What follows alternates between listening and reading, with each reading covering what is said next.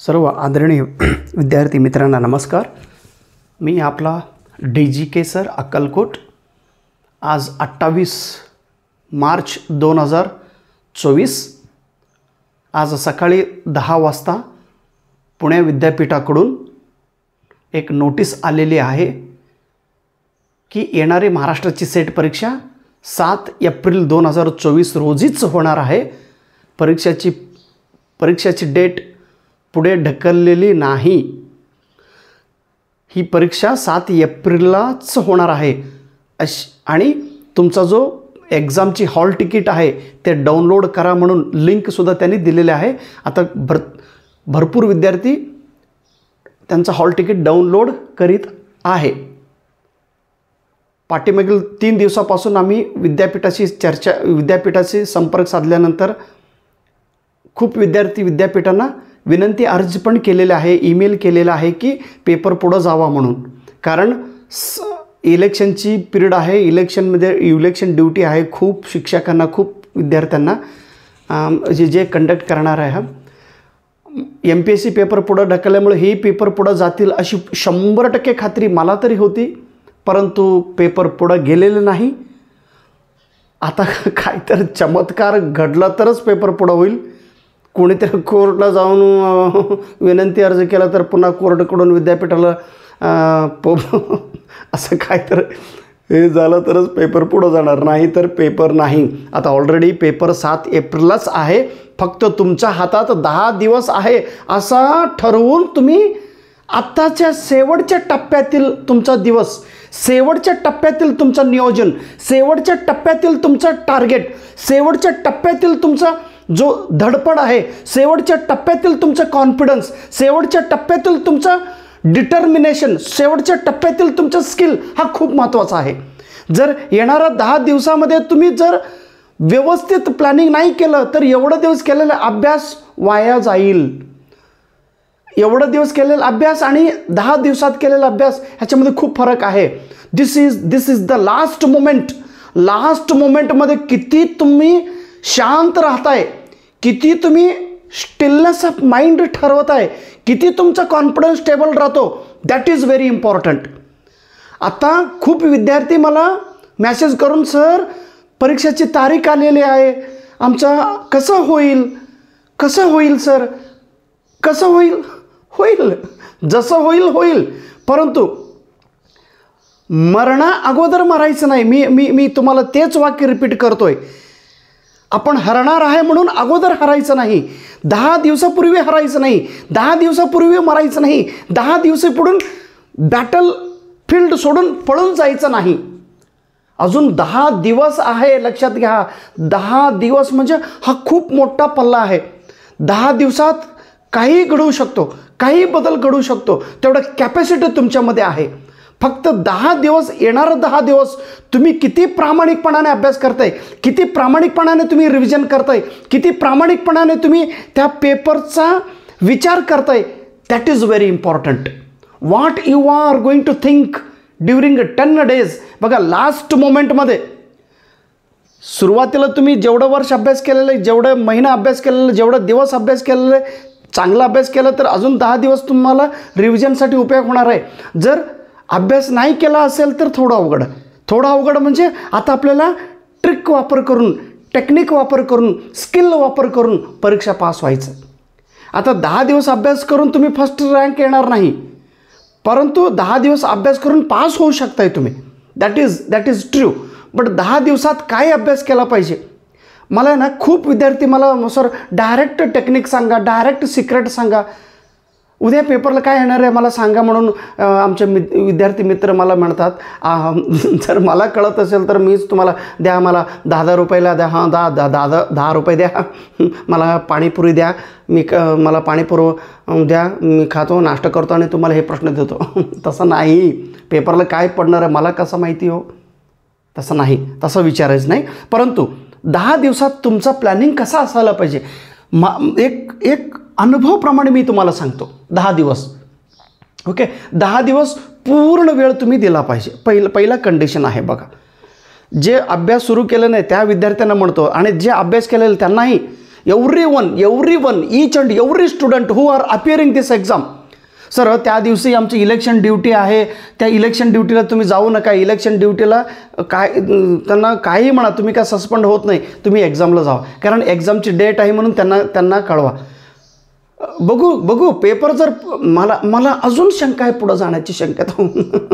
कारण काय मला पुढं जाणार आहे असं मला 100% खात्री हो. परंतु तरी आज त्यांनी हॉल तिकीट आहे, पेपर सुरू होणार आहे असं त्यांनी सांगितलं.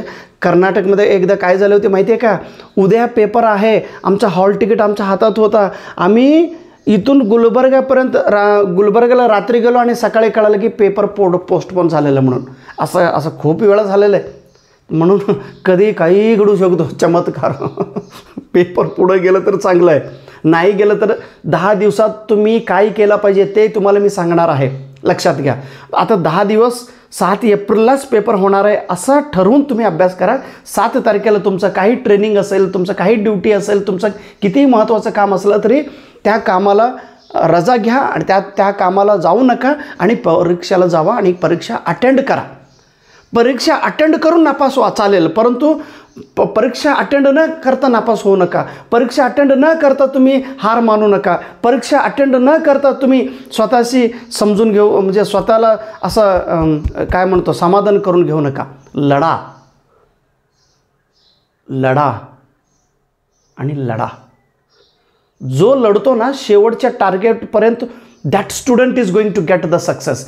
सर 10 दिवसात काय केलं पाहिजे, पहिल्यांदा 10 दिवस पूर्ण टाईम तुम्ही त्याला दिला पाहिजे. पूर्ण टाईम म्हणतो सर आपल्याला वेळ नाही, आम्ही काय करू, बोंबलत बसा. वेळ मलाच प्रश्न विचारता आम्ही काय करू, मी काय सांगू. बरं सर 10वीचं पेपर आलं हो चेकिंग करायला, 12वीचे पेपर आले, आम्ही काय करू. काय करू मी काय सांगू, सांगा भाऊ. तेवढं मी शाळा असेल तर मला एवढं काम आहे ना, काम तर असणारच ना, मग आता काय करावं. मग त्याच्यामधूनच आपल्याला हे परीक्षा द्यायचं आहे. त्यामुळं पूर्ण वेळ, मॅक्झिमम वेळ, पूर्ण वेळ म्हणजे quality time. You should give the quality time. ह्याला क्वालिटी वेळ द्या आणि मनात एक कॉन्फिडन्स ठेवा की बाबा मी पास होतो. मी ॲटलिस्ट बाउंड्रीवर तर मी पास होणार आहे. मला काय फर्स्ट रँक करायचं नाही, मी फक्त बाउंड्रीवर पास झालं तरी बस. मी प्रत्येक राज्यात मी काय फर्स्ट रँक घेतलो का, नाही. प्रत्येक राज्यात माझा मार्क किती आहे, 152, 158, 150, 148 एवढंच, आणि तरी पास. फक्त महाराष्ट्र सेट एक्झाममध्ये 270 मार्क घेतलो, असं हाणलो, पूर्ण ग्राउंडच्या बाहेर माझा बॉल फेकला होता. तेवढं लय दमदार अभ्यास केला होता त्यावेळी. आणि जम्मू काश्मीरचा पण सेट तिथं हाणल्यानंतर पूर्ण हिमालय पर्वतच्या माउंट एव्हरेस्टवरती होप पडला होता माझा मार्क्स. पेपर 1चा 84 मार्क आहे मला जम्मू काश्मीरचे सेट एक्झाम्पलला. तेवढं दम पाहिजे ना, तेवढं. हे बघा मला किती विद्यार्थी प्रेमाने सर पेपर पुढं जाऊ नये हो, कारण आम्ही भरपूर अभ्यास केलेला आहे, 7 तारखेलाच एकदा होऊ द्या, 7 तारखेला एकदा आमचं सगळं 7:30 जाऊ द्या, आम्ही रिझल्ट आणतो, असा कॉन्फिडन्स पाहिजे. कितीही झालं तरी 7 तारखेला तुमचा रिझल्ट, 7 तारखेलाच तुमचा रिझल्ट डिक्लेअर व्हायला पाहिजे. तेवढं दमदारने तुम्ही पेपर लिहा. सर असं फुगाफुगी आम्हाला हवेवरनं बोलू नका. प्रॅक्टिकल स्किल दाखवा. प्रॅक्टिकली सांगा की काय केल्यानंतर परीक्षा पास होतो. एक लिंबू घ्या, लिंबू घेऊन जावा. नाही, पहिल्यांदा काय वेळ द्या व्यवस्थित आणि क्वालिटी टाईम द्या आणि 100% तुमचा एफर्ट पाहिजे. प्रयत्न तर प्रामाणिक आणि 100% तुमचा प्रयत्न पाहिजे. तिथं 1%ही लूज होऊ नका. कॉन्फिडन्स ठेवा. तुमचा अभ्यास नाही झाला तरी आपण परीक्षा पास होतो, आपण परीक्षा पास होणार आहे. आम्ही पास होण्यासाठी तरी हे 7 तारखेला पेपर ठेवलं आहे त्याने. आम्हाला लवकरात लवकर एकदा परीक्षा पास होऊन पुन्हा 2 महिना इलेक्शनच्या ह्याच्यामध्ये आपण बिझी होऊया, परंतु पेपर देऊ. आणि थोडं शांत डोके ठेवा, कारण आता हे प्रेशर पिरियड आहे बघा. प्रेशर, तुम्ही भरपूर अभ्यास केला असेल, आता जर तुम्ही टेन्शन घेतल्यानंतर सगळं काम संपतो बघा. टेन्शन कृपया घेऊ नका. आणि घरातील मंडळी, तुमचा आई बाबा किंवा तुमचा भाऊ किंवा कोणीतरी तुमच्यावर तुम्हाला प्रेशर करत असेल तर कृपया प्रेशर करू नका आणि तुम्हीही प्रेशर घेऊ नका. जर प्रेशर घेतला नाही, विषय संपला बघा. मला सांगायला खूप वाईट वाटतो, त्याचं नाव मी सांगत नाही. काल आमचे एक विद्यार्थिनी 12वीच्या परीक्षा दिलेत, अतिशय हुशार 10वीला ती फर्स्ट रँक आली होती आमच्या शाळेत. कृपया माझे शब्द सकारात्मक घ्या. एवढी हुशार एकदम टॅलेंटेड स्टुडंट्स, काय झालं माहिती नाही, 12वीच्या परीक्षेत दिलीत, पेपर अवघड गेले म्हणून घरात तिच्यावर रागवलं असं म्हणतात. रागवणं सहज का अभ्यास केला नाही म्हणून. आणि ती खूप सेन्सिटिव्ह विद्यार्थिनी आणि खूप डेअरिंगबाज विद्यार्थिनी. ती का असा ऑर्डिनरी विद्यार्थी नाही. काल ती आपल्याला सोडून गेली.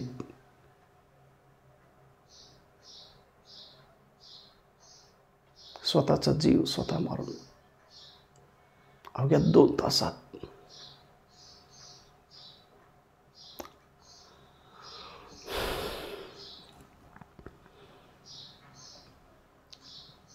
यस, तिचा स्टोरी तीच एंड करून घेतली.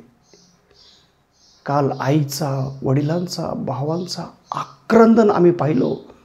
खूप वाईट वाटलं, प्रचंड वाईट वाटलं. असं नसते ना, अजून 12वीचा निकाल येणार आहे. जरी तुला मार्क कमी पडला असला तरी काय झालं असतं ताई, तू अजून पुढे गेली असती का नाही. लाईफ खूप मोठा आहे. Exam is a part of your life. Once again I am telling you. तुम्ही हुशार असून जर मार्क कमी मिळाला म्हणून जीव संपवून घेत असेल तर काय उपयोग आहे. एखादा सेट परीक्षा आपल्याकडून नाही झालं तर काय फरक होणार आहे. एकदा नेट परीक्षा रिझल्ट नाही आलं तर आपण जीवन संपवायचं का.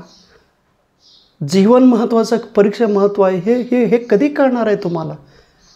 कधी समजून घेणार आहे तुम्ही. असं नसते ना, अजिबात असं करायचं नाही. कृपया ताण घेऊ नका. तुमचा पाया पडतो मी. अजिबात टेन्शन घेऊ नका. टेन्शन घेतल्यानंतर काय फरक पडणार आहे. काही नाही, काही होणार. जे होणार आहे जग तसंच रनिंग करत असतो. The world is moving. The world is not thinking about you. The world is not ready to listen your problems. The world is not ready to solve your problems. तुमचा प्रॉब्लेम तुम्ही solve करून घेतला पाहिजे. सहनशीलतेने तुम्ही जगा. प्रयत्न तरी 100% आपण करायचंच आहे, कारण प्रयत्न हा आपल्या हाताचा आहे. जर आपण आपला क्वालिटी समजून न घेता आपण जीवन जगत असेल तर काय उपयोग. शिक्षण जर 1 नंबर येणारी मुलगी अचानकच काल तू 2 तासात निघून जातो आणि आपल्याला सर्वांना सोडून तू जाती. सर्व शिक्षकांना, मित्रांना, सगळ्यांना किती दुःख झालं माहिती आहे का. डेअरिंग, मग तू तरी एक बिनधास्त बोलणारी मुलगी.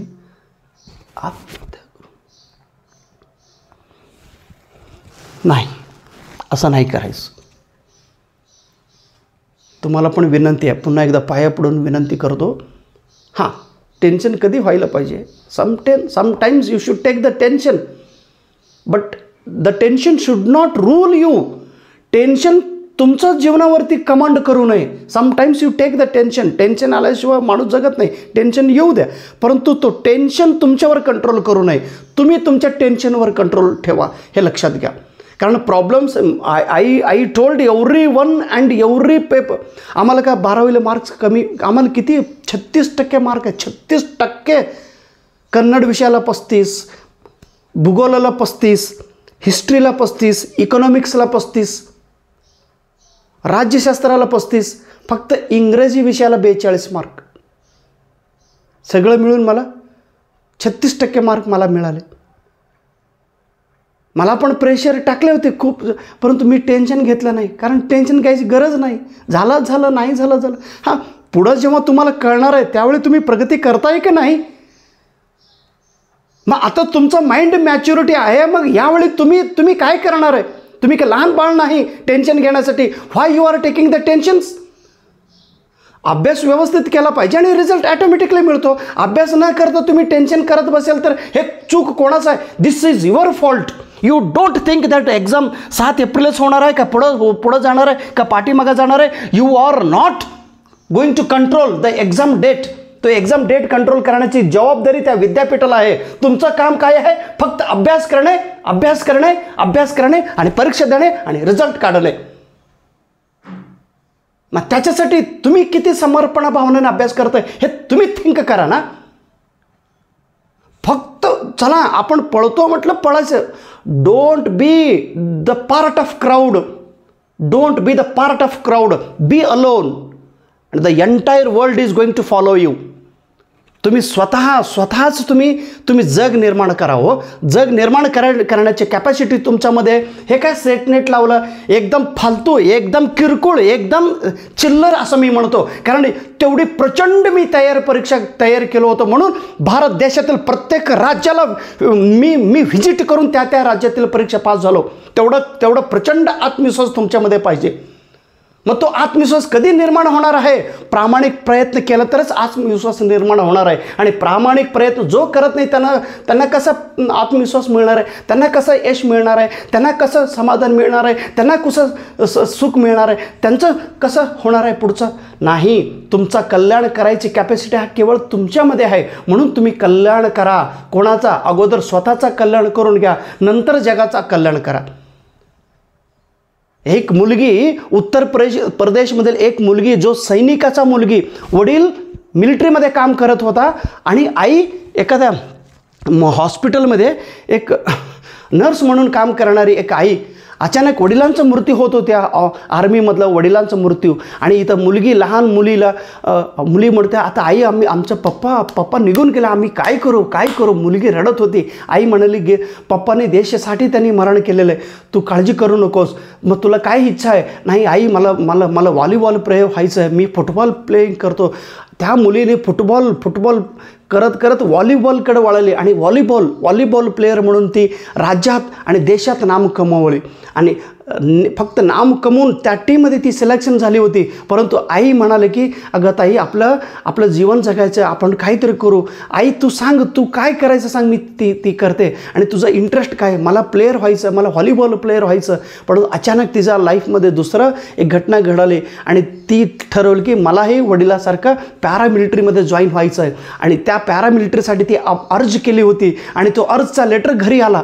घरी लेटर आल्यानंतर त्या मुलीने लखनौ ते दिल्लीला 12 एप्रिल रोजी पद्मावती एक्सप्रेस ट्रेनमध्ये बसली. कारण तिला CISFचा इंटरव्ह्यू लेटर आला होता. सेंट्रल इंडस्ट्रियल सेक्युरिटी फोर्स, त्या नोकरीसाठी इंटरव्ह्यू देण्यासाठी, परीक्षा देण्यासाठी त्या मुली चालत होती. आणि त्या एक्सप्रेस ट्रेनमधून जात असताना अचानक रात्रीच्या वेळी त्या मुलीवर जे गुंडागर्दी करणारे लोक असतात, जे चोरी करणारे लोक असतात, त्या लोकांनी त्या मुलीला हात धरले आणि त्या मुलीकडनं त्या मुलीकडनं पॉकेट हिसकवण्याचा प्रयत्न केला. आणि त्या मुलगी खूप डेअरिंगबाज 22 वर्षाच्या तरुणी, ती त्या गुंडांना असं फाईट करत होती. शेवटी 4 गुंडांनी त्या मुलीला ढकलली आणि त्या मुलगी खाली पडली. खाली पडल्यास अवघ्या 2 ते 3 मिनिटात त्या मुलगी बघत आहे की माझ्यासमोरून ट्रेन येत आहे, मी काय करू म्हणतच अवघ्या 2 मिनिटात दुसरा एक्सप्रेस ट्रेन येऊन त्या मुलीचा लेफ्ट पायावरून गेली. मुलीचं जीवन कंप्लीट झालं. ती ठरलं की मी मरलो असं तिला वाटत होता. भाग्यच्यानं वाटत होता ती मुलगी मेली म्हणून. परंतु तसं झालं नाही. पूर्ण रात्र एकूण 40 ट्रेन त्या मुलीच्या पायावरून गेलेले आहे. रक्त तरी येत नाही त्या ह्याच्यावरनं, कारण एकदा ट्रेन तुमच्या पायावरून गेल्यानंतर रक्त येत नसतो. मग ते पाय पूर्ण कट झाले, लेफ्ट लेग कट झाले. 40 ट्रेन तिच्यावर गेले रात्रभर. आणि सकाळी त्या गँगमॅन आणि ट्रेडमॅन त्या मुलीला घेऊन हॉस्पिटलला नेले. हॉस्पिटलमध्ये ट्रेनिंग केलं 8-10 दिवस. नंतर त्याला ट्रीटमेंट केल्यानंतर थोडं तिला, हे बघा, दुःख झाली होती, प्रॉब्लेम झाली होती. आणि जेव्हा ती डोळे उघडले त्यावेळी ती ठरवलं की अरे मी मेलो असं वाटलं होतं, परंतु तिचा छातीमधला जो धडधडता होता ना, ते खूप कॉन्फिडन्स होता. ती सी सी सी सी सी सी सी सी सी is not left the entire world. ती जग सोडून गेलेली नव्हती. आणि त्या दिवशी युवराज सिंगांचा एक कथा त्या मुलीने तिथं पाहिली. युवराज सिंग ज्यांना कॅन्सर झाला होता, त्या कॅन्सरला लढाई देऊन तो जिंकलेला युवराज सिंग, ज्यांना आपण सिक्सर किंग म्हणून ओळखलं जातो. मी पाहिलं त्यांच्या मॅच, 6 बॉलला 6 सिक्स मारलेला होता T20 मॅचमध्ये. 2007ला मी तो मॅच पाहिलेला आहे. वर्ल्ड कप त्याने जिंकून दिला होता. असं त्या माणसाला कॅन्सर झाला होता. आणि ते कथा ती मुलगी पाहिली. आणि पाहिल्यानंतर ती म्हणाले मला काहीतरी करायचं आहे मला जीवनात. आणि अशा वेळी पोलीस लोक येऊन त्या मुलीला म्हणाले तू स्वतःहून आत्महत्या करायला गेली म्हणून तिच्यावर केस टाकले. आणि ती म्हणते मी आत्महत्या केलं नाही. मग पोलिसांनी तिच्यावर क्रॉस चेकिंग करून तिच्यावरच ब्लेम केलेत. आणि त्यानंतर अलाहाबाद हायकोर्टने त्या पोलिसांना ऑर्डर दिले की त्या मुलीचं काही चूक नाही, तुम्ही त्या मुलीने काही करू नका. आणि ऑर्डर दिलेत कोणाला, रेल्वेला ऑर्डर देऊन त्या मुलींना पुन्हा तिथून बंधनातून बाहेर घेऊन त्यांना थोडं पैसे वगैरे देऊन त्या मुलीचा सगळं खर्च बघून त्या मुलीने बघा. आणि आईला म्हणते आई मी आता माझं पाय केलं, मी काय करू. नाही ग आई, तुझ्याकडे शक्ती आहे, तुझ्याकडे स्पिरिट आहे, तुझ्याकडे खूप कॉन्फिडन्स आहे, तू खूप हुशार आहेस, तू काहीतरी जीवनामध्ये करणार, तू घाबरू नकोस. आईचा हा पाठबळ ऐकून त्या मुलीने ठरवलं की मला काहीतरी करायचं जीवनात. आणि लगेच ती बचेंद्री पालला जाऊन मिळाली. आणि बचेंद्री पाल ताईनं म्हणालं की ताई मला आहे ना हे माउंट एव्हरेस्ट चढायचं आहे. अगं तुला पाय नाही कसं चढणार. नाही ताई तुम्ही मला गायडन्स करा. आणि डुप्लिकेट म्हणजे दुसरा पाय तिला बसून मग त्या मुलीने सुरुवात केली. तिचा इच्छा होता जगातील सर्वात हायेस्ट माउंट एव्हरेस्टवरती चढायचं. आणि ती पहिलाच मुलगी होती की कृत्रिम पायाने ती चढत गेली. आणि शेवटच्या टप्प्यात ती म्हणत होती की मी आता फक्त 10 फुटाच्या अंतरावर आहे, माउंट एव्हरेस्ट शिखराला मी पोचणार आहे. फक्त 10 मीटर अंतरावरती माझा तो डुप्लिकेट पाय घसरून तिथला जो टोच होता तो सुई आणि तो नट आणि बोल्ट त्या मुलीचा पायाच घुसला होता. पायात घुसून खूप त्रास करत होते त्या मुलीला. आणि ते मुलगी म्हणतात नाही, बाकीचे सर्व त्यांचा मैत्रिणी जे चढत होते ते म्हणाले तू आता थांब, इथंच 10 मीटरवरती अंतर आहे, तू का जाऊन पोचू शकत नाही, कारण तुझा जो कृत्रिम पाय आहे ते तुटलेले आहे. तू आता खाली वापस गेला तरच तुझा जीव वाचणार आहे. तू जर गेली, हा शेवटचा टप्पा खूप कठीण आहे, अतिशय खडतर प्रवास आहे, आता तू जाऊ नकोस, कारण तुझा नट सगळं ढिल्ला होऊन तो टोचलेला आहे, तुला खूप त्रास होतोय, आत तुला रक्त यायला लागलं आहे, तू जाऊ नकोस. तरीसुद्धा ती मुलगी नाही, मी इथंपर्यंत आलेत, आता मी शेवटच्या टप्प्यात आहे, जर शेवटच्या टप्प्यात मी रिटर्न घेतलो तर मी आयुष्यात कधीही पुढं जाणार नाही. म्हणून त्या मुलीने तसंच त्रास सहन करून रक्त येत असतानासुद्धा कृत्रिम पाय तोडला असला तरी ती सावकाशपणाने जाऊन माउंट एव्हरेस्टवरती जाऊन भारताचा झेंडा म्हणजे फडकावलेली हा एक मुलगी, तिचं स्वप्न काय होता, आपल्या ह्या जगातील 7ही खंडामध्ये, एशिया खंडातील माउंट एव्हरेस्ट, युरोप खंडातील एल्बू, आफ्रिका खंडातील किलिमांजारो, ऑस्ट्रेलिया खंड, अंटार्क्टिका खंड, असे नॉर्थ अमेरिका आणि साऊथ अमेरिका ह्या 7ही खंडामध्ये जाऊन तिथला जो हायेस्ट माउंट जे पर्वत आहे तिथंपर्यंत पोचून भारताचा झेंडा लावलेली ही मुलगी अवघ्या बघा 22व्या वर्षी तिचा पाय तुटला होता. आणि नंतर 2014पर्यंत त्यांनी ही सगळं कामगिरी केली. आणि शेवटी 2019मध्ये अंटार्क्टिका खंडाला जाऊन तिथंही सर्वात उंच असलेल्या पर्वत शिखरावर जाऊन भारताची झेंडा लावलेली ही एक मुलगी, ही एक ताई जर अशी काम करत असेल, तिचं स्वप्न होता व्हॉलीबॉल प्लेअर व्हायचं, नाही झालं. शेवटी ती इंटरव्ह्यू देण्यासाठी गेली आणि इंटरव्ह्यू देण्यासाठी गेल्यानंतर तिथं घटनाच वेगळा घडली. असं घटना वेगळा घडली म्हणून ती तसंच बसले का, नाही. आणि जेव्हा पोलिसांनी इन्व्हेस्टिगेशन करून ह्याच मुलीवर म्हणजे केस टाकलेत आणि हायकोर्ट येऊन त्या मुलीला मदत केलेत. मुलांनो, विद्यार्थी मित्रांनो, मला सांगायचं आहे, कितीही प्रॉब्लेम्स आला तरी तुमचं इंटेन्शन चांगला पाहिजे, तुमचा उद्देश चांगला पाहिजे, तुमचा एफर्ट्स चांगला पाहिजे, तरच the God is going to help you. If you are helping with yourself, तू स्वतःला व्यवस्थित, तू स्वतःला प्रामाणिक राहा, स्वतःला प्रामाणिक प्रयत्न कर, स्वतःशी तू लढत राहा रे बाबा. तुला तुला तुला तुला ह्या भगवान येऊन तुला मदत करतील. आणि 2015मध्ये भारत सरकारने त्या मुलीला पद्मश्री अवॉर्ड देऊन त्या मुलींचे सत्कार केलेत. आज जगभरात तिचं नाव लौकिक आहे, अरुणिमा सिन्हा. आता हे कथा मी अरुणिमा सिन्हांचा मी कथा सांगितलो. 22 वर्षी तिचा पाय तुटला होता रेल्वेमध्ये.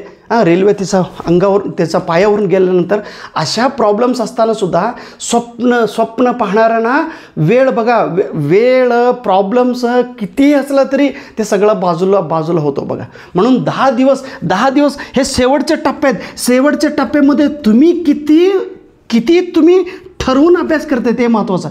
जर समजा नाही रिझल्ट आला तर काय बिघडणार आहे? काय बिघडणार आहे तुमचं? काय त्रास होणार आहे तुमचं? काय होणार आहे तुमचं? जर नापास झालं तर जूनमध्ये पुन्हा नेट एक्झाम होणार आहे ना, भरपूर तयार करा. जूनमध्ये नेट एक्झाम काढून घ्या. आयता म्हणजे आम्हाला ना अभ्यास न करता टेक्निक घेऊन अभ्यास करायचा, टेक्निक घेऊन पास व्हायचं, तसं don't follow the shortcut. Shortcut will cut you.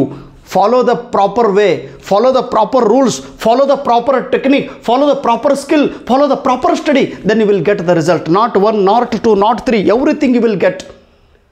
Me proper follow केलं म्हणून आज 69वा वेळ मी परीक्षा देतो. आज मला अभ्यास न करता मी जाऊन पेपर बसला तरी मी परीक्षा पास होतो, कारण तेवढा प्रचंड तयार झालेला माझा.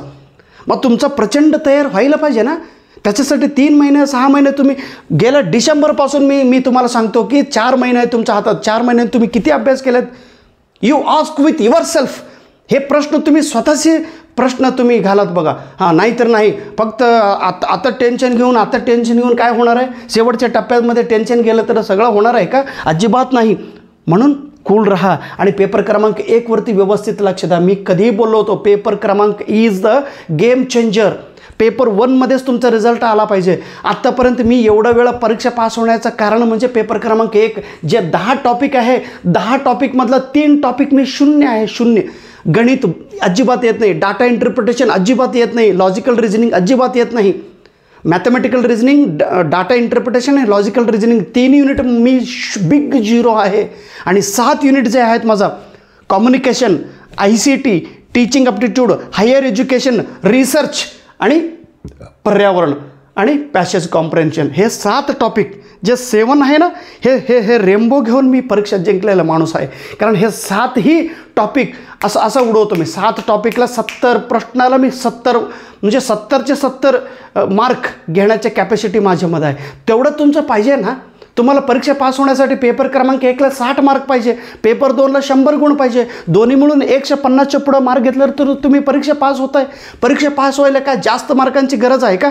300 पैकी 300 घे म्हणून तुम्हाला काय हळदी कुंकू लावलं मी? नाही हो, फक्त परीक्षा पास व्हा. परीक्षा पास व्हायला काय अडचण नाही. म्हणून पेपर 1कडे जे सोपे टॉपिक आहे त्याचं तुम्ही रिव्हिजन करा. त्याचं एकदा तरी वाचन करा. पुस्तक उघडून एकदा तरी वाचन करा. एकदासुद्धा तुम्हाला तुमच्याकडून अभ्यास होत नसेल तर काय, एवढा छोटीशी पुस्तक आहे माझा एवढा छोटासा पुस्तक आहे. ह्या पुस्तकात एक चॅप्टर 3 पेजेस आहे. मग 3 पेजेस वाचन का होत नाही हो? केलं पाहिजे ना. वाचन केलं पाहिजे का नको? मग कोण करणार आहे? तुम्ही केला पाहिजे, दुसरं कोणी नाही. 3 पेज आहे, 3 पेज, 4 पेजेस. हे बघा तरी बघा. इंग्लिश कळत नाही हो, कळत नाही बोंबलच आहे. कळत नाही असं. Don't use the negative words. कळत नाही. काय केलं तर कळणार आहे असा विचार पाहिजे तुमचा. काय केल्यानंतर आपल्याला रस्ता सापडणार आहे असं critical thinking is very important. Don't think in one side, use in another way. Google लेन्सच्या माध्यमातून तुम्ही ट्रान्सलेशन करा, अभ्यास करून घ्या. 3 पेजेस आहे, 3-4 प्रत्येक युनिट. एवढी छोटी पुस्तक आहे नेटसाठी. मग एवढं छोटं पुस्तक करूनसुद्धा तुम्ही अभ्यास करत नसेल तर काय? माझंच नाही, तुम्ही कुठल्याही लेखकांचं पुस्तक घ्या, नोट्स काढा. त्या नोट्सवरनं तुमचं रिव्हिजन पाहिजे. आता नोट्स काढून कसा अभ्यास होणार आहे? तसं नाही. ॲटलिस्ट 7 टॉपिक बघा, 7 टॉपिकच अभ्यास केलो मी. पेपर क्रमांक 1 मधला 3 टॉपिक न करतो सुद्धा मी परीक्षा पास होतो. मी ओपन माइंडेड माणूस आहे. मी प्रत्येकानं सांगतो गणित येत नाही, जे येत नाही म्हणतो, जे येतात ते येतात म्हणतो ना. खूप लोक मला हे येत नाही. अरे बाबा, येत नसेल तर सोड. काय येतं? मला आयुष्यात येत नाही, मला गाठा येतं, मला काय येत नाही. मग काय येतं तुला? बोंबलंय काय येत नाही? सगळं येत नाही म्हणायचं नाही, काहीतरी येतात म्हणून सांगा न. That is called a positive attitude. Positive attitude ठेवा आणि पेपर 2साठी फक्त रिव्हिजन करा. तुमच्या समोर सिलेबस, एकदा सिलेबसमध्ये काही पॉईंट आहे ते पॉईंट तरी बघा. पॉईंटचा अर्थ काय, डिक्शनरी मिनिंग अर्थ काय ते एकदा बघा, सहज बघा. पेपर 2मध्ये सुद्धा कितीतरी टॉपिक, कितीतरी प्रश्न सोपे असतात ते बघा. आणि पाठीमागील 3 वर्षांचा महाराष्ट्राची सेट क्वेश्चन पेपर घ्या आणि पाठीमागील 3 वर्षांचा नेट परीक्षा घ्या आणि नेट क्वेश्चन पेपर बघा. नेट क्वेश्चन पेपर आणि सेट क्वेश्चन पेपर 3 वर्ष म्हणजे 6 क्वेश्चन पेपर झाले तुमच्यासोबत. 6 क्वेश्चन पेपरचा पेपर 1 आणि पेपर 2 एवढंच तुम्ही बघा. आता 10 दिवसात हे शेवटच्या टप्प्यामधलं तुम्हाला टेक्निक सांगतोय. हे तरी कराच. ह्याला देर इज नो अल्टरनेटिव्ह. ह्याला अल्टरनेटिव्ह नाही. 3 वर्षांचे क्वेश्चन पेपर अवेलेबल आहे. मार्केटमध्ये जावा, क्वेश्चन पेपर घ्या. पाठीमागील 3 वर्षांचं नेट क्वेश्चन पेपर म्हणतोय. तुमचा विषयाचं म्हणतो मी. तुमचा विषय इंग्लिश लिटरेचर असेल तर इंग्लिश लिटरेचर घ्या, हिंदी लिटरेचर असेल तर हिंदी लिटरेचर घ्या, मराठी असेल तर मराठी घ्या, फिजिक्स, केमिस्ट्री किंवा लाईफ सायन्स, कोणताही सब्जेक्ट आहे, हिस्ट्री, जॉग्राफी, फिलॉसॉफी, मॅनेजमेंट, अहो कुठला सब्जेक्ट क्वेश्चन पेपर घ्या आणि पाठीमागील 3 वर्षांचेच क्वेश्चन पेपर व्यवस्थित बघा, ॲनालिसिस करा. किती प्रश्न सोपे आहेत, किती प्रश्न अवघड आहेत, काय केलं तर आपल्याला कळणार आहे. इथं काही नेगेटिव्ह सिस्टीम नाही. एखाद्या प्रश्नांचं उत्तर आपण चुकलो तर मार्क कट होत नाही. मग कशाला घाबरताय तुम्ही? नेगेटिव्ह सिस्टीम नाही. थोडं तर हे बघा थोडं कॉमन सेन्स वापर करा. हो, थोडं कॉमन सेन्स वापर करा. कॉमन सेन्स वापर करून व्यवस्थित अभ्यास करा. आणि तुमचं लक्ष एवढं स्ट्रॉंग पाहिजे ना, हे फक्त तुम्हाला तेच दिसला पाहिजे. काय? सेट सर्टिफिकेट तुमच्या डोळ्यासमोर दिसला पाहिजे. जेव्हा अर्जुनाला विचारलं तुला काय दिसतो रे, अर्जुना सांग तुला काय दिसतो. मग जे बाकीच्यांना विचारलं तुला काय दिसतो, भीमाला विचारलं तुला काय दिसतो रे, त्या झाडामधला काय दिसतो. मला झाडामधला आंबो दिसायला लागला. आंबो खात बस बे.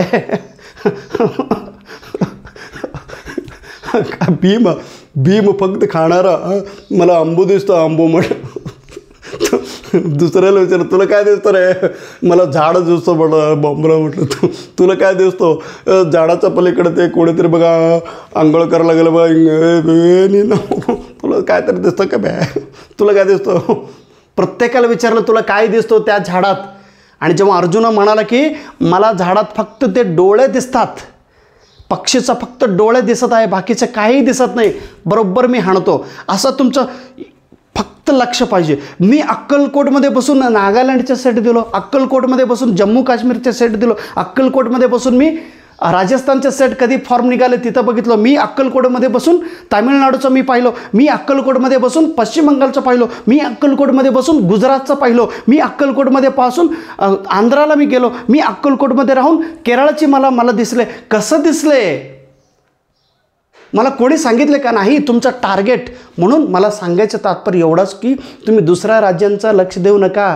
फक्त महाराष्ट्राची एकदा परीक्षा पास व्हा, नोकरी जॉईन करा, मग तुम्हाला आवड असेल तर इतर राज्यांचा पेपर देऊन निवांत लाईफ जगावं. Life is bigger than everything. खूप मोठा आहे बघा लाईफ. म्हणून लाईफ स्ट्रगल करण्यासाठी युवराज सिंग सरांचं तुम्ही कथा बघा, अरुणिमा सिन्हाताईंचं तुम्ही कथा बघा. हे सगळं महान कधी झालेलं आहे. 34 वर्षांची अरुणिमा सिन्हा तुमच्यापेक्षा लहान असलेली ह्या मुलगी आज पद्मश्री मिळवत आहे. मग तुम्हाला एक सर्टिफिकेट मिळता येत नाही. काय बोलू, सगळं तेच रोज हेच बोलायचं, हेच करायचं. असू द्या. व्यवस्थित 10 दिवसांचं प्लॅनिंग करा. कमीत कमी 3 दिवसांचं पेपर 1 आणि 6 दिवसांचं. आणि असं सेपरेट करू नका 3 दिवस पेपर 1 करतो आणि 6 दिवस पेपर 2 करतो. नाही, रोज जे 3 टॉपिक आहे म्हणजे 3 पेज मसला एक टॉपिक रिव्हिजन करा. रोज तुमचं रिव्हिजन पाहिजे पेपर 1चा आणि पेपर 2चा.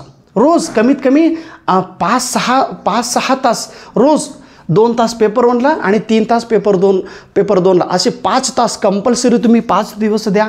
बघा तुमचा रिझल्ट कसा येतो. 100% तुमचा रिझल्ट येतो आणि रिझल्ट तयार आहे. रिझल्टसाठी काळजी करू नका, फक्त तुम्ही तयार राहा सर्टिफिकेट घेण्यासाठी. सर्टिफिकेट द्यायला पुणे विद्यापीठ रेडी आहे. फक्त सर्टिफिकेट घेण्याची कॅपॅसिटी, सर्टिफिकेट घेण्याची क्वालिटी, सर्टिफिकेट घेण्याची सामर्थ्य, सर्टिफिकेट घेण्याचे पोटेन्शियल तुमच्यामध्ये निर्माण करा. कितीतरी सर्टिफिकेट असं विद्यापीठ येऊन तुम्हाला देतील. फक्त तेवढं APJ अब्दुल कलाम सरांना किती किती किती अवॉर्ड मिळाले माहिती आहे, किती गौरव डॉक्टरेट मिळाले. डॉक्टर बाबासाहेब आंबेडकर सरांना त्यावेळी परदेशात जाऊन डिग्री घेऊन आणि त्या डिग्रीचा स्वतःसाठी वापर केला नाही, संविधान लिहून देण्यासाठी असा महामानवांनी वापर केलेले आहेत. मग तुम्ही आम्ही काय हो, स्वतःसाठी एक सर्टिफिकेट घेता येत नाही. फालतू. मला असं अजिबात नाही. कोणी नसतोच. फक्त प्रॉब्लेम असतात, त्या प्रॉब्लेम्सला सोल्युशन करून पुढे जायचं असतात. म्हणून येणाऱ्या जूनपर्यंत आत्ता हे 7 एप्रिलला झालं तर खूपच चांगलं आहे. आता होणारच आहे ना की सर परत काय झालं तर एखाद्या वेळी चमत्कार घडला तर पुढं जाईल, नाही गेलं तर अडचण नाही. पुन्हा जूनमधलं होणारं नेटचं तुम्ही प्रिपरेशन करा आत्तापासूनच, आणि तेही तेवढंच फ्लोमध्ये, तेवढंच कॉन्फिडन्समध्ये. मी पहिल्यांदा नेट परीक्षा पास झालो, पहिल्यांदा फेल झालो, दुसऱ्यांदा नेट परीक्षा फेल झालो, तिसऱ्यांदा फेल झालो, 4थ्यांदा मी परीक्षा पास झालो. आणि 4थ्या वेळी जेव्हा मी महाराष्ट्राची सेट एक्झाम दिलो त्याचवेळी मी महाराष्ट्रात 1 नंबर आलो होतो. म्हणजे 2012 डिसेंबर, म्हणजे 2013, 14 आणि 2015 सप्टेंबरमध्ये मी परीक्षा दिलो होतो. म्हणजे 2013 पूर्ण वर्ष, 2014 पूर्ण वर्ष, 2015 अर्ध वर्ष, म्हणजे कमीत कमी 2.5 ते 3 वर्ष मी तयार केलं होतं, म्हणून महाराष्ट्रात 1 नंबर आलो. मग तेवढं वर्ष मी त्याच्यासाठी त्याग केलेलं आहे, तेवढं वर्ष मी त्याच्यासाठी समर्पण केलेलं आहे, तेवढं वर्ष मी त्याच्यासाठी डिवोशन दिलेलं आहे. तुम्ही स्वतःला विचारा, तुम्ही किती डिवोशन दिलेले, तुम्ही किती त्याग केलेले, तुम्ही किती समर्पणा भावनाने अभ्यास करताय, हे तुम्ही स्वतः ask the self question. And if your answer is true, if your answer is yes, then think it and tell, be proper, be a patience, be a positive, be a constructive person. Okay. चांगलं paper लिहा, त्याच्यानंतर येणारा नेटचा एकदा exam result लिहा, व्यवस्थित गडबड न करता. आणि उद्या पेपर आहे, आजच्या दिवशीसुद्धा मी काही टेक्निक सांगतो, ते टेक्निक परीक्षामध्ये तुम्ही फॉलो करा. ओके. आता हे 8-10 दिवस मी व्हिडिओ तयार करणारच आहे, कारण मला 10वीचा पेपर आलं आहे, ते पेपर चेकिंग करायचं. शाळेत आता परीक्षा सुरू झाले, त्याचा परीक्षेची ड्युटी किती बिझी आहे माहिती आहे का. मी एवढं बिझी आहे, I am unable to take your call. मला कितीतरी लोक म्हणतात लय धिमाक आहे हो, आम्ही कितीतरी फोन केलो, त्याचा फोन उचलत नाही. काल मला एकाने म्हणजे मॅसेज करून मला शिव्या दिलं आहे. कशाला मॅसेज करायचं, कशाला मला फोन करायचं, असं नाही. हे बघा, मी लय भारी म्हणून नाही. तुम्ही पण काय करा, तुम्हाला फोन यायला पाहिजे अशी तुम्ही तुमचा क्वालिटी वाढवा, असं तुमचा इमेज वाढवा. असं तुमचं कधी इमेज वाढणार आहे, केवळ हार्डवर्क केल्यामुळं. म्हणून तुमचा फोन स्वीकारत नाही म्हणून मी अरोगंट आहे, मी खई आहे, मी नालायक आहे, असं कृपया ठरवू नका. मी आहे ना तुमच्याशी एक अर्धा तास, कितीतरी लोक घरी येतात, मग घरी येणं माणसांना 2-2 तास इथं बसून माहिती सांगण्यापेक्षा व्हिडिओ जर केलं तर सगळ्यांना फायदा होतो. त्यामुळं 10 दिवस कोणी माझ्याकडे येऊ नका. 10 दिवस मी तुमच्यासाठी व्हिडिओ तयार करतो. शाळाची ड्युटी, कामं आहे, घरातील अनेक प्रॉब्लेम्स आहे, आम्हाला पण प्रॉब्लेम्स आहे. एवढं प्रॉब्लेम्स आहे ना, तर मग कोणाला सांगायचं, सांगितल्यानंतर कोण सॉल्व करणार आहे का, नाही. You have to solve your own problems, because it is your question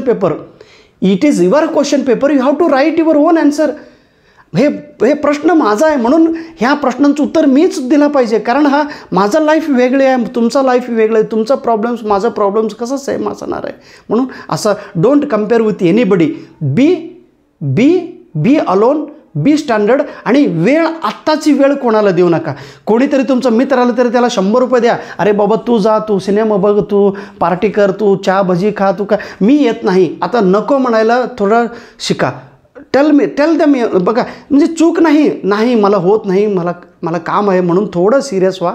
10 दिवस व्यवस्थित, कारण शेवटच्या टप्प्यात जेव्हा वर्ल्ड कपमध्ये शेवटच्या मॅचमध्ये आपलं धोनी साहेब किती कूल कॅप्टन आहे, शेवटच्या टप्प्यात मॅच जिंकून दिला होता आपल्याला वर्ल्ड कप. आणि गेल्या वेळी काय झालं, 10 म्हणजे सलग मॅच जिंकलेला आपलं भारतीय मॅच.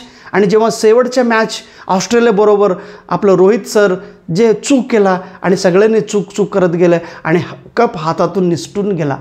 म्हणजे तुमचा शेवटच्या टप्प्यातील कॉन्फिडन्स खूप महत्त्वाचा आहे, शेवटच्या टप्प्यातील तुमचा निर्णय खूप महत्त्वाचा आहे. शेवटच्या टप्प्यामध्ये तुम्ही निर्णय चुकीचा घेऊ नका.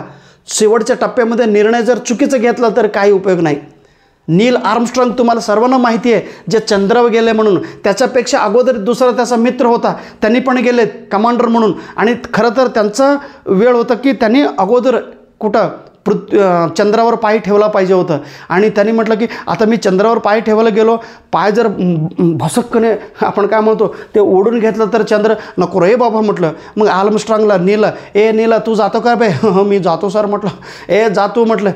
मग तो नील आर्मस्ट्रॉंग निलेश बाबा सावकाश टण येवा म्हणून असा टणकने चंद्रावर जंप केला आणि त्यांचा पाय चंद्रावर उमटला आणि त्याचं नाव हिस्ट्रीमध्ये आला. आज नील आर्मस्ट्रॉंगचं माहिती आहे, परंतु त्याचा मित्राचा जो कमांडर होता त्यांचं नाव कोणालाही माहीत नाही. म्हणून या आलेले संधीला सोडू नका. शेवटच्या टप्प्यात होऊ दे न होऊ दे, उडी माराच कुठं सेट एक्झाममध्ये. Okay, thank you so much. नमस्कार, all the best. Swami Samarth महाराजांचा आशीर्वाद तुमच्या पाठीशी आहे. भिऊ नकोस, मी तुझ्या पाठीशी आहे असं नेहमी स्वामी महाराज म्हणत असतात. त्यांचा आशीर्वाद घ्या, बाबासाहेब आंबेडकरांचा आशीर्वाद घ्या, APJ अब्दुल कलाम साहेबांचा आशीर्वाद घ्या आणि शिवाजी महाराजांचा तलवार उचलून नेटसेट पेपरमध्ये जावा आणि दनादन तुमच्या शत्रू प्रश्नाला हाणा आणि रिझल्ट घेऊन या. Okay, thank you so much. नमस्कार.